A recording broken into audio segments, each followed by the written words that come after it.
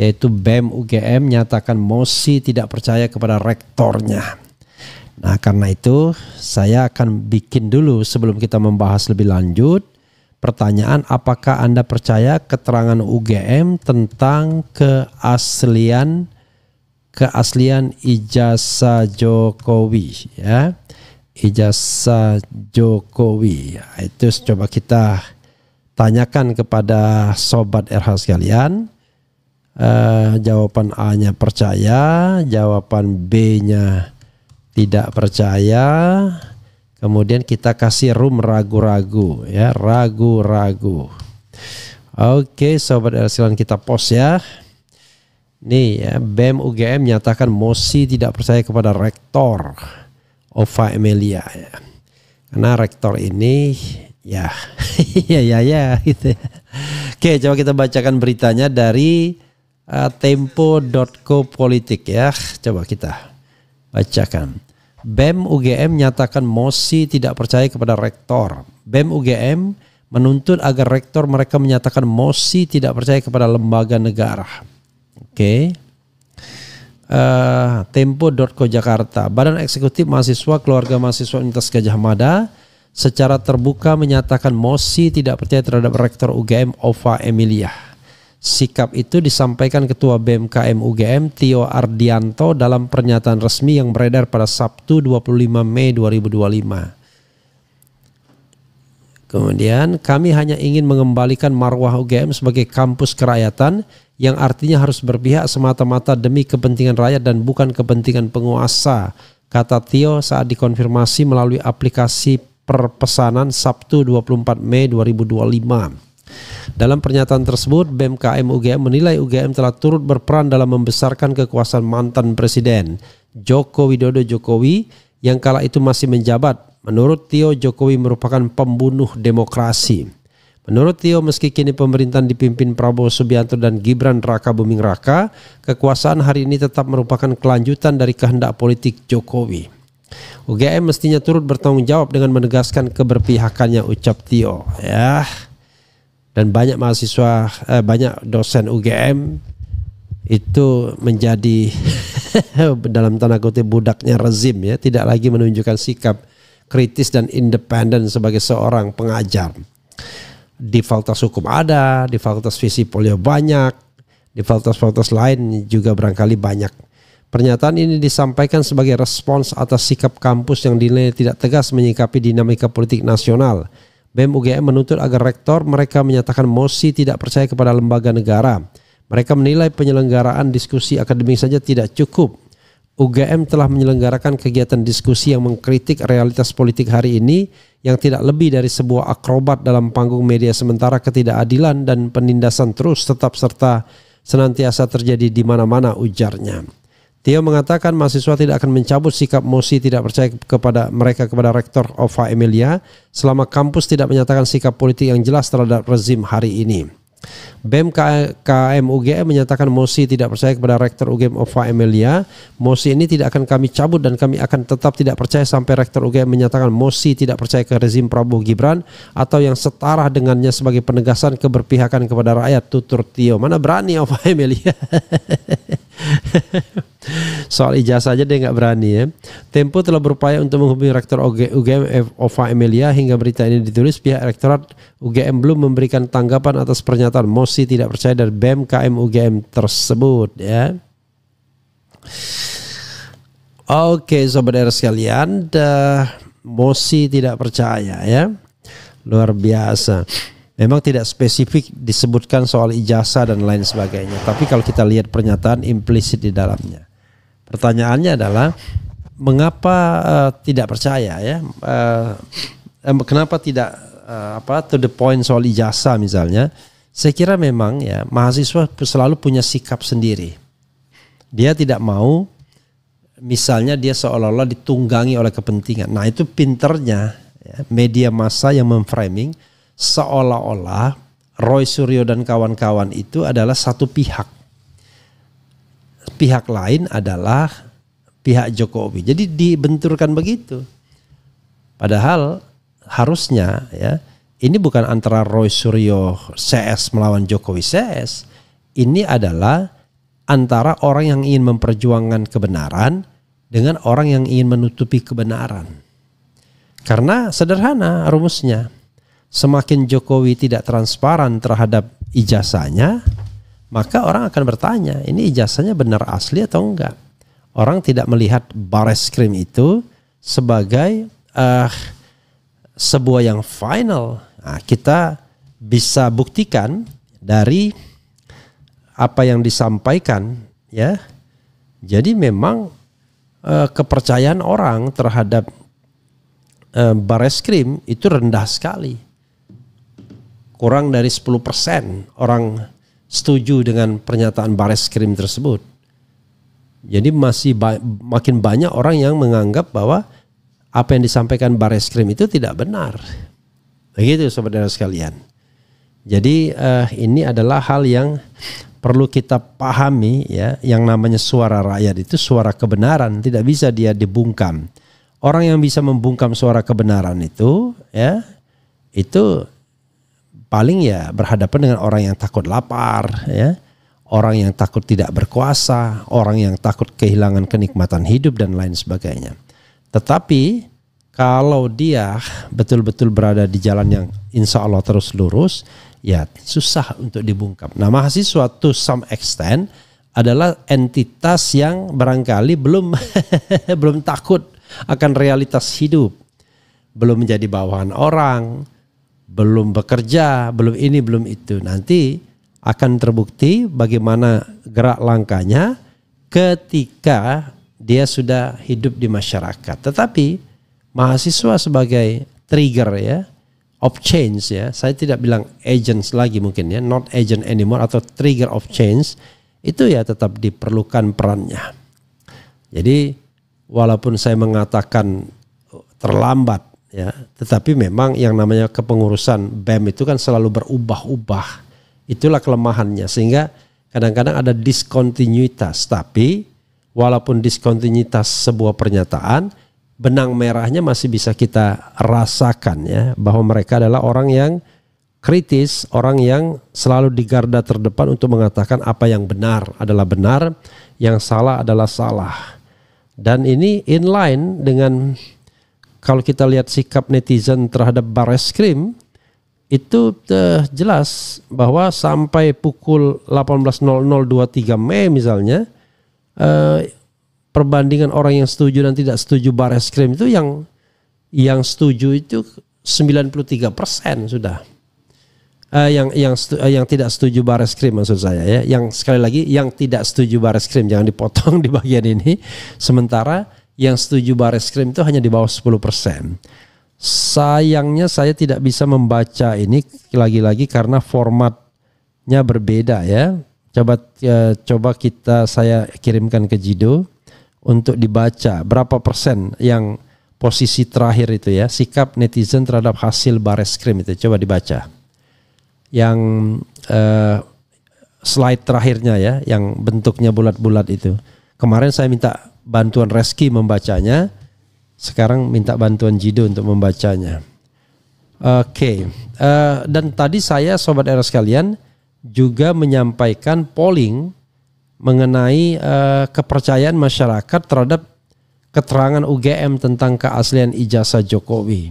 Sekali lagi, BEM UGM dan isu ijazah ini memang tidak inline, ya, karena yang disampaikan UGM itu umum sifatnya, tetapi rasanya, ya, aroma terkait ijazah itu juga besar, paling tidak sebagai latar belakang. Dan ini sobat era sekalian, apakah Anda percaya keterangan UGM tentang keaslian ijazah Jokowi?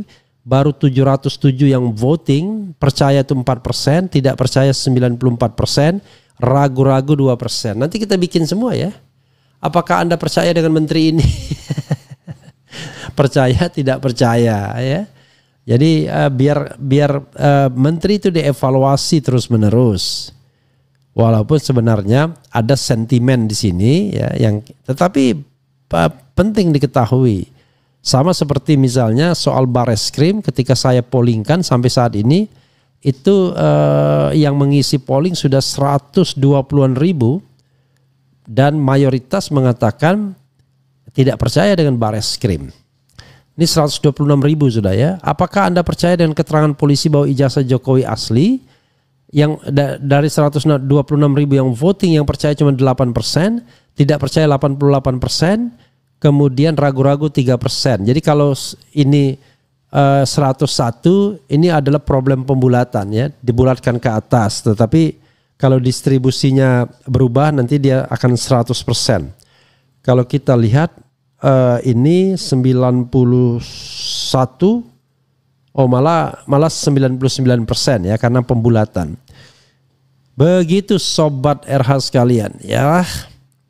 Jadi kita harus melihat ini sebagai sebuah fenomena distrust, ketidakpercayaan publik terhadap institusi pendidikan besar. Saya sebagai alumnus atau alumni UGM itu agak sedih juga, karena UGM dengan mudahnya terseret dalam proteksionisme terhadap seorang penguasa, dan kebetulan penguasa itu diikuti oleh orang-orang yang memang pernah berkuasa di UGM. Ada Pratikno di situ, ada Ari Dwi Payana di situ. Saya rasakan juga Markus dosen Fakultas Hukum Pidana di situ. Kemudian Edi Hiaris di situ. Jadi orang-orang yang selama ini mendukung rezim Jokowi baik langsung maupun tidak langsung. Kelihatan dari pernyataan-pernyataan. Walaupun saya tetap menghargai orang-orang kritis di UGM seperti Zainal Arifin Mokhtar. Siapa lagi ya yang orang kritis ya. Sementara birokrat Andi Sandi itu adik angkatan saya juga itu semuanya. Jadi ya begitulah dinamikanya. Ada yang ingin melipir pada kekuasaan, walaupun kekuasaan itu tidak benar. Ada yang tetap independen kritis. Di awal-awal pemerintahan saya, Zainal misalnya, Saldi Isra bersikap pro atau mendukung Presiden Jokowi karena kita berharap ada nuansa baru. Tapi ternyata hanya dalam jangka waktu beberapa saat kemudian kita kemudian menjadi pengkritik. Hanya bedanya sekarang Saldi Isra itu sudah menjadi hakim konstitusi dan kelihatannya tidak akan lagi menjadi pengkritik karena masa jabatannya 15 tahun masih lama dan baru diangkat tahun 2017 yang lalu. Jadi kalau masa jabatannya sekarang 8 tahun, ya dia masih 7 tahun lagi menjabat ya, sudah tua sekali nantinya. Entah tahu apa enggak cara mengkritik lagi. Yang kedua adalah Zainal Arifin Mokhtar sekarang masih tetap eksis ya. Salah seorang yang menjadi aktor dirty vote, tetap kritis ya, tetaplah kritis ya. Walaupun saya tahu sepintar-pintarnya Anda kalau kritis pada kekuasaan ya Anda so-called tidak akan dilibatkan apa-apa. Jadi it's okay karena itu adalah bagian dari kekritisan yang harus dijaga. Itulah jati diri sesungguhnya ya. Oke, sobat era sekalian, nanti kita telepon lah ya yang namanya Zainal Arifin Mokhtar ya. Saya punya beberapa teman di sana, sebagian sudah melipir kekuasaan ya, sebagian tetap kritis dan independen ya. Terhadap yang masih kritis dan independen di alma mater saya apresiasi Anda. Tapi yang sudah melipir dengan kekuasaan bahkan menjadi bagian konspirator, menjadi konspirator. Gini, kalau pemerintah benar dibenarkan, tapi kalau pemerintah salah ya jangan dibela. Ini enggak right or wrong is my right or wrong is my superior ya kan. Oke.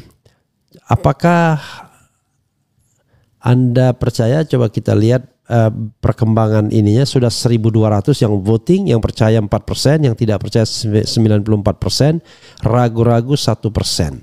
Jadi sobat era sekalian, memang ya polling ini nggak bisa kita kendalikan. Itu adalah suara hati publik, orang-orang yang menonton RH Channel. Di channel lain apakah kemudian bisa begitu?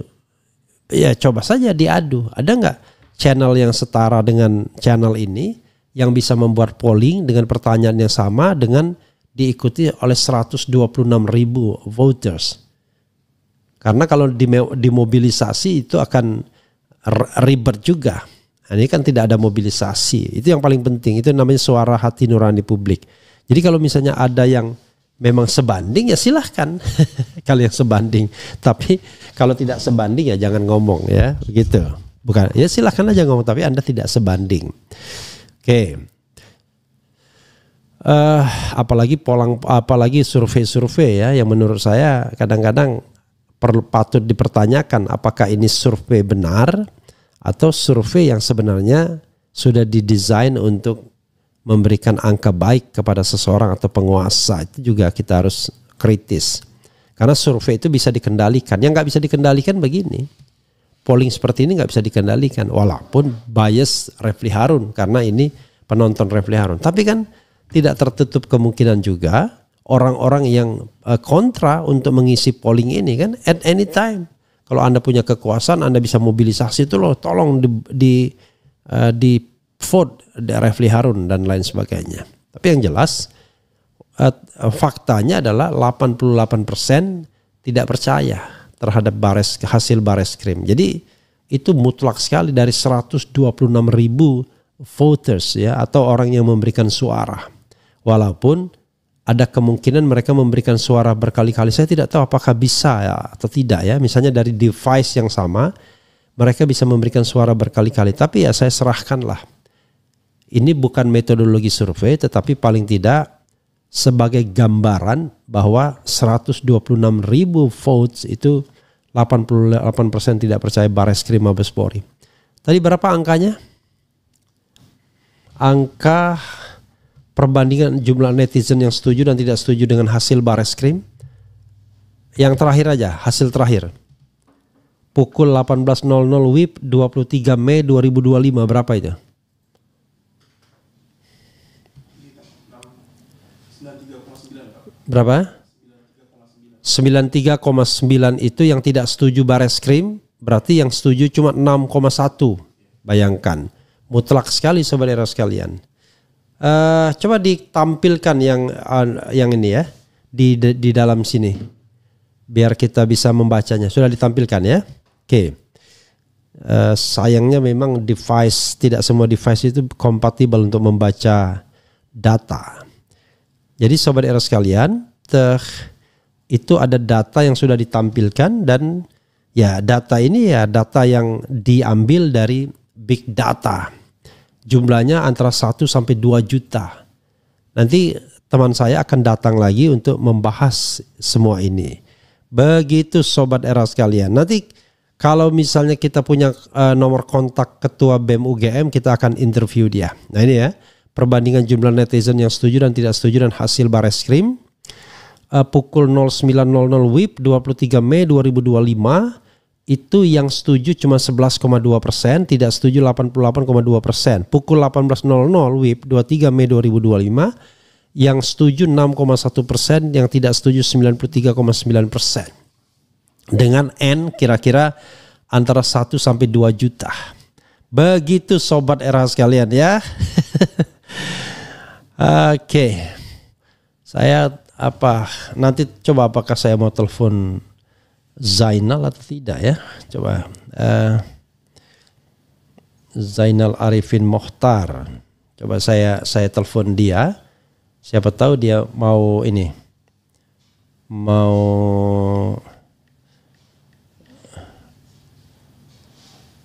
oke. Tapi kalau saya telepon nggak enak nih, nanti dia nggak siap ya. Coba dulu ya telepon kita ya, siapa tahu dia siap. Kalau siap kan lumayan, tapi kalau tidak siap tidak apa-apa juga kita. Namanya kita langsung main geruduk aja, gitu. Atau jangan-jangan lagi olahraga dia pagi-pagi ya. Sambil saya bacakan saudara sekalian. Kemudian buat apa bikin perguruan tinggi negeri kalau hanya level ruko? Maksudnya apa nih? Kalau rakyat tidak percaya polisi dan bekas presiden Jokowi, lalu ini negara apa? Fufu Fafa Masgulkan, bukan Makzulkan ya. Ijazah Jokowi palsu tapi ditutup-tutupi, tetap rakyat kagak percaya 1000%. Satu lagi gaya orang punya misi yaitu memberi hadiah dan pandai menyembunyikan emosi. Maksudnya apa? Saya rasa ini sudah disetting sedemikian rupa sehingga Bareskrim mengeluarkan pernyataan hasil lapor yang menyatakan ijazah identik dan asli dengan data pembanding sehingga laporan Jokowi di Polda Metro bisa jalan. Oke. Ijazah Jokowi pasti asli, bohongnya. Yap mehua, I think BEM tak berani takut dicabut ijazahnya, mencret. Maksudnya apa nih? Oke, sayang sekali Zainal tidak bisa dihubungi ya. Kalau dia mengangkat, kita bisa telepon. Kemudian Refli Harun harus memposisikan sebagai bagian Roy CS biar jelas nanti. Saya ini saya udah bilang saya pengamat independen, saya mendukung Roy tapi bukan pendukung. Kok pendukung tuh gimana? Pendukung itu kata sifat, bro. Ya, seolah-olah ya Roy Suryo atasan saya, Roy Suryo tuan saya, Roy Suryo idola saya. Enggak. Halo, Ceng. Assalamualaikum, Ceng. Saya mau interview ente nih sekarang, boleh nggak? Soal sikap BEM UGM yang mesti tidak percaya itu kepada rektor. Oh.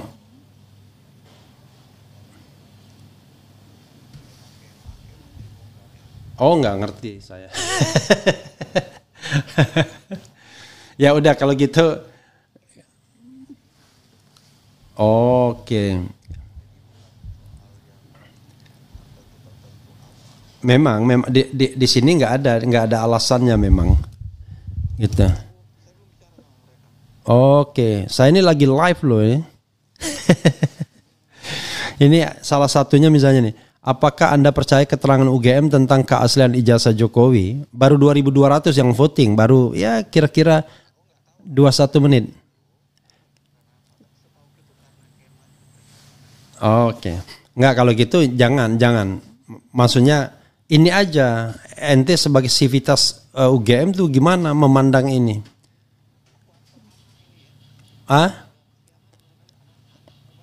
Oh ya, oke. Yo. Jadi sobat era sekalian, rupanya Zainal Arifin Muchtar nanti janjinya siangan karena dia mau antar anak basket dulu ya. Jadi saya mudah-mudahan ya dia tidak melipir-lipir gitu, atau mau menghindar gitu ya. Orang kritis, orang yang berani ambil resiko tidak boleh menghindar dari tanggung jawab sosialnya, dari tugas profetiknya ya, untuk mengatakan yang benar adalah benar, yang tidak benar adalah tidak benar. Tetapi sekali lagi kita tidak mendikte, whatever he says, ya itulah pendapat dia ya. Yang paling penting adalah kita lihat karakter orangnya. Karakter orangnya ini orang yang termasuk bisa dibeli atau orang yang tidak bisa dibeli. Yang lebih gawat lagi adalah bukan soal beli dan dibeli. Bisa dibeli dan terlibat konspirasi. Nah itu kacau lagi. Ujung-ujungnya ya duit juga. Kenikmatan hidup ujung-ujungnya. Posisi. Yaitu dua ta itu ya. Harta dan tahta. Kalau wanita itu jurusannya lain. Tapi harta dan tahta. Harta dan tahta itulah yang kemudian membuat orang kemudian gelap mata ya. Tidak setia lagi pada ilmunya. Begitu sobat RH sekalian ya. Nanti kita akan hubungi beliau ini karena saya sengaja tadi iseng-iseng saja ya. Ternyata beliau angkat dan ternyata beliau mau mengantar anaknya ya. Pagi ini wajar ya. Dia banyak tuh anaknya. Saya lupa 4 atau apa ya. Luar biasa ya. Oke, coba kita bacakan komentar sobat RH sekalian ya. Jadi Zainal Arifin Muchtar kadang-kadang dipanggil Ceng ya, panggil Nal, tapi Ceng orang Uceng ya. Oke. Kita bacakan ya komentar sobat RH sekalian. Alumni UGM harusnya kalian bergerak untuk sama membuktikan ijazah Jokowi itu asli atau palsu. Tapi sekarang saya harus klarifikasi dulu. BEM UGM itu tidak dalam konteks, artinya gini, pernyataan BEM UGM itu belum jelas konteksnya apa. Apakah konteksnya soal ijazah palsu ataunya konteksnya soal yang lain. Tapi nanti kita akan coba klarifikasi dengan Tio ya. Saya tahulah biasanya mahasiswa tuh nggak mau dilekatkan bahwa dia mendukung si A si B, padahal kalau kita lihat soal ijazah ini kan bukan dukung-mendukung, ini soal mencari kebenaran. Roy Suryo itu hanyalah satu dari warga negara yang kebetulan punya ilmu telematika dan kemudian membahas soal ini. Tapi banyak silent majority yang pengen tahu ijazah asli atau tidak. Dan di antara mereka jutaan orang dalam big data itu memiliki sentimen negatif terhadap Jokowi. Bahkan angkanya sudah di atas 90%. Hampir sama dengan soal ketidakpercayaan terhadap Bareskrim itu ya. Kemudian saya sangat tidak percaya keputusan Bareskrim dan UGM. Pendukung kok kata sifat. Kemudian ini yang betul, jangan percaya dengan UGM ya. Kemudian Fir'aun takluk karena ditenggelamkan beserta ternaknya. Jadi Muhammad Yusuf benar, pendukung itu masih tetap kata benda ya. Tetapi intinya adalah yang saya ingin mengatakan adalah saya salah ya. Pendukung itu kata benda ya. Nah, tetapi yang ingin saya katakan bahwa yang namanya mendukung sama pendukung itu berbeda. Mendukung itu kalau kegiatan sekali dua kali itu mendukung. Tapi pendukung itu sudah menjadi kata benda. Sebenarnya bisa juga saya katakan apa ya, misalnya ya kata sifatnya apa ya. Kadang-kadang antara kata sifat dan kata benda itu juga bisa pemaaf misalnya. Itu dia pemaaf, itu kata sifat ya. Dia pendukung. Oke lah ya, pendukung kata benda, tetapi yang ingin saya katakan adalah itu bukan sesuatu yang ajak. In a moment saya mendukung Roy Suryo. In a moment. Apa momennya? Momen ketika dia memperjuangkan ijazah palsu. Tapi saya bukan pendukung dalam pengertian bahwa dia seolah-olah tuan saya, dia seolah-olah atasan saya. No. saya independent person gitu ya. Kalau itu kan merendahkan sekali kalau dibilang pendukung gitu. Kemudian ini yang betul, jangan percaya dengan UGM. Fir'aun takluk karena ditenggelamkan beserta ternaknya. Kemudian UGM harus tanggung jawab atas ijazah palsu. Jadi ya benar juga ya, antara pendukung, tapi coba maaf ya. Memaafkan itu kata sifat, tapi pemaaf kata benda atau kata sifat? Memaafkan itu kata kerja, tapi pemaaf dia adalah pemaaf, itu kata sifat, bukan kata benda ya. Oke, saya ingin mendekatkan kepada orang yang seolah-olah mendewa-dewakan orang gitulah. Paham ya maksud saya? Kemudian satu-satunya cara tersisa Jokowi untuk terhindar dari penjara di pulau terpencil adalah pura-pura gila. Oke. UGM harus tanggung jawab atas ijazah palsu Jokowi, jangan tutupin biar terbuka rakyat, jangan juga pengen tahu ijazah asli. Kemudian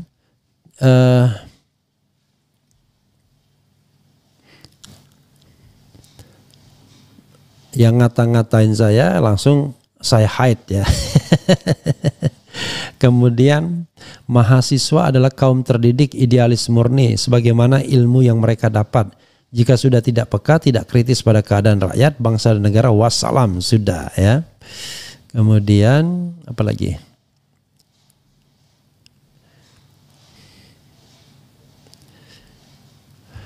BEM nggak usah neko-neko. Why? Ya, dia adalah mewakili aspirasi mahasiswa BEM itu. Masa nggak boleh neko-neko? Bukan neko-neko, tidak boleh. Kalau Anda misalnya BEM tidak boleh menyampaikan aspirasi mahasiswa, tidak boleh kritis dan lain sebagainya, itu masalahnya. Laboratorium forensik Polri sering blunder di beberapa kasus ya. pura-pura nggak mau ngerti itu bank ya. Rakyat adalah korban dari manipulasi dan pembohongan publik yang dilakukan oleh Jokowi. Jika presiden melakukan kebohongan publik berarti melakukan perbuatannya melawan hukum. 1000% kagak percaya. Kalau Bareskrim bilang ijazah Jokowi asli, UGM bubar. Luar biasa. Kalau Bareskrim bilang ijazah Jokowi asli, UGM bubar. Maksudnya apa? Terbalik, kalau Bareskrim bilang ijazah Jokowi palsu, UGM bubar gitu, maksudnya gitu ya. Ijazah pembandingnya juga dicari yang sama-sama palsu, jadi pasti identik. Terus bersuara keadilan kebenaran. OVA udah ditandai, ternyata kebenaran dan kebohongan itu tergantung duit alias kekuasaan. Enggak dong. Kebenaran itu tidak tergantung duit. Kebenaran itu sifatnya hakiki. Hanya ketika dia kemudian diduitin, maka kebenaran itu jadi hilang. Yang muncul adalah kebohongan. Jadi sudah jelas ada yang hak dan yang batil. Ya, yang hak adalah yang hak, yang batil ada yang batil. Nah itu menarik ya. Orang yang jujur, orang yang menyampaikan kebenaran itu pasti tidak disukai oleh orang-orang yang hidup dari kebohongan. Begitu, atau orang yang mengambil keuntungan dari kebohongan.